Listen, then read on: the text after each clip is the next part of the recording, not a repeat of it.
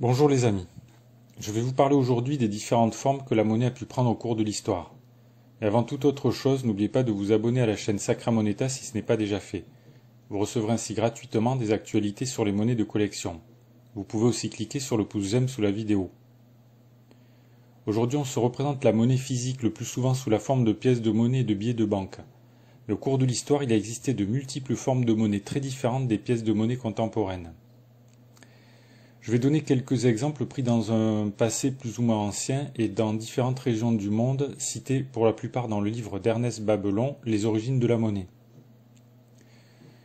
En Islande au XVe siècle, la principale richesse des habitants consistait en poissons séchés, et c'est cette marchandise qui faisait office de monnaie pour les commerçants anglais et danois. À Terre-Neuve, en 1825, c'est le poisson qui jouait officiellement le rôle de monnaie.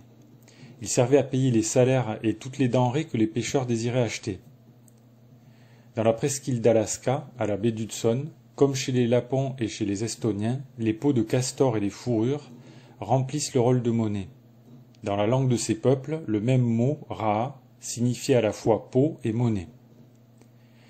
Au début du XIXe siècle aux États-Unis, le sucre jouait le rôle de monnaie dans le Maryland. Le tabac était utilisé en Virginie, et les balles de plomb dans le Massachusetts, tandis qu'au Mexique et dans l'Amérique centrale, le cacao faisait office de monnaie.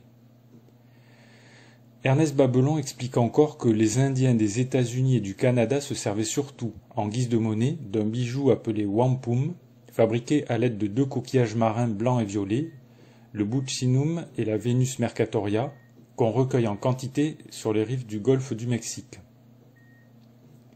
Des fragments de ces coquillages d'une couleur lustrée étaient taillés en petits cylindres d'environ 10 mm de longueur sur 8 de circonférence, puis évidés et enfilés en chapelet. Le wampum fut considéré comme monnaie légale même après l'arrivée des Européens à cause de l'absence de la monnaie métallique. En Afrique également, des coquillages ou même des gâteaux de sel ont fait office de monnaie.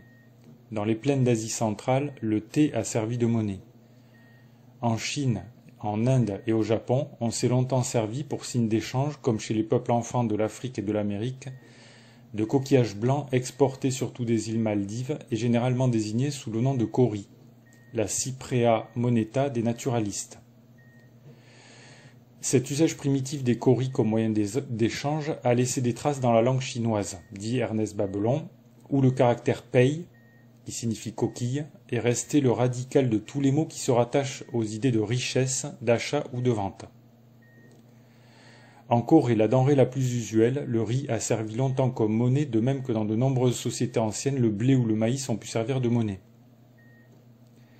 Les métaux non monnayés ont bien sûr servi d'intermédiaire des échanges sous forme de lingots non monnayés.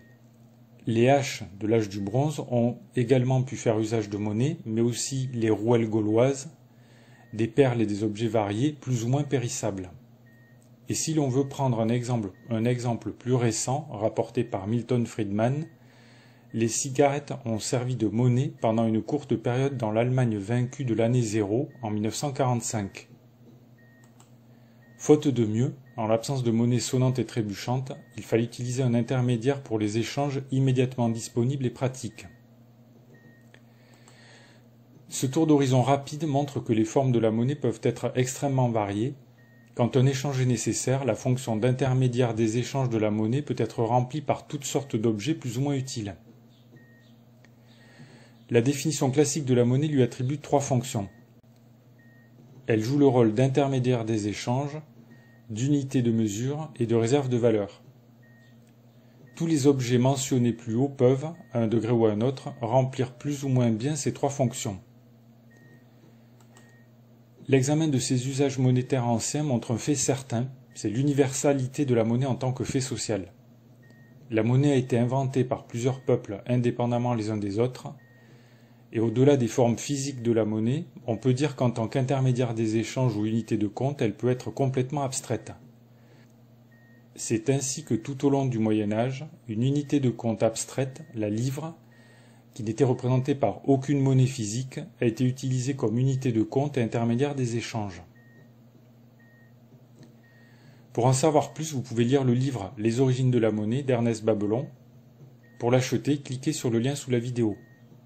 Si cette vidéo vous a plu, n'oubliez pas de cliquer sur le pouce j'aime sous la vidéo. Vous pouvez bien entendu laisser vos questions, remarques ou commentaires dans le fil de discussion. Merci pour votre attention et à bientôt.